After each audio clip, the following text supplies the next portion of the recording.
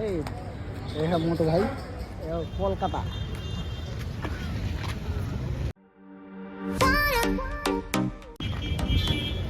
কোথায় আছিস রে?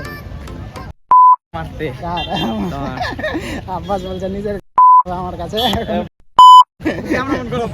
আব্বাস যাবে এখন ফোনের কভার নিতে, তাই জন্য আমরা বেরিয়ে পড়েছি ফোনের কভার নিতে। দেন আমরা পৌঁছে গেছি। আব্বাস মোটু ভাই, মোটু ভাই হাই দেখা, হাই কর মোটু ভাই। এটা कंट्रोल कंट्रोल ফোনের কভার নিচ্ছে। Oppo Reno 12 Pro। কোনটা ফোন? আরে এই রে এই রে ফোনটা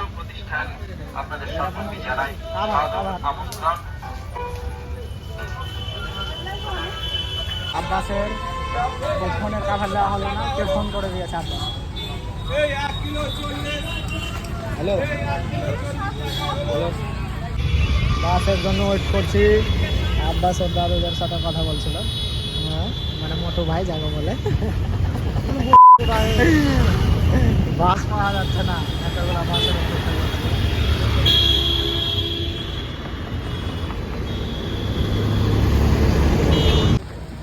বৃষ্টিতে হাঁটতে হাঁটতে যাচ্ছি, ভিজে গেছে পুরো। প্রায় অনেকক্ষণ ধরে ওয়েট করার পরেও আমরা বাস পেলাম না। শেষমেশ আমরা হাঁটতে লাগলাম। হাঁটার পরে দেখছি বৃষ্টি পড়ছে, বৃষ্টিতে পুরো ভিজে গেছি। দিয়ে রাস্তার দিকে গেলাম, সামনে গিয়ে দেখছি বাস পেয়ে গেছি। বাসে উঠলাম। বাসে ওঠার পরে আমরা পুরো বাসটাই বুক করে নিয়েছি, পুরো আমাদের বাস, কেউ নেই বাসে। দেন আর আমাদের হাতে খুব কম সময়, কারণ আমরা ট্রেন ধরবো তোমার যে যোগমানি এক্সপ্রেস, কলকাতা থেকে শামসি। বাসও লেট চলছে, তার মধ্যে জ্যাম প্রচুর ছিল।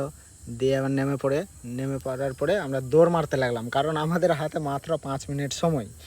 5 মিনিটের মধ্যে আমাদেরকে টিকিট কাটতে হবে। টিকিট কাটার পরে আমাদেরকে 4 নম্বর প্ল্যাটফর্মে যেতে হবে। দেন দৌড় মারতে মারতে তার মধ্যে বৃষ্টিও পড়ছে। বৃষ্টিতে অনেকক্ষণ ধরে ভেজার পরেও তাও বৃষ্টি আমাদের সাথ ছাড়ছে না। বৃষ্টি অনেক পড়ছিল, কারণ কলকাতাতে গেলে প্রচুর বৃষ্টি পড়ছে। জল জমা হয়ে যাচ্ছে রে। শেষমেশে স্টেশনে পৌঁছে গেছি।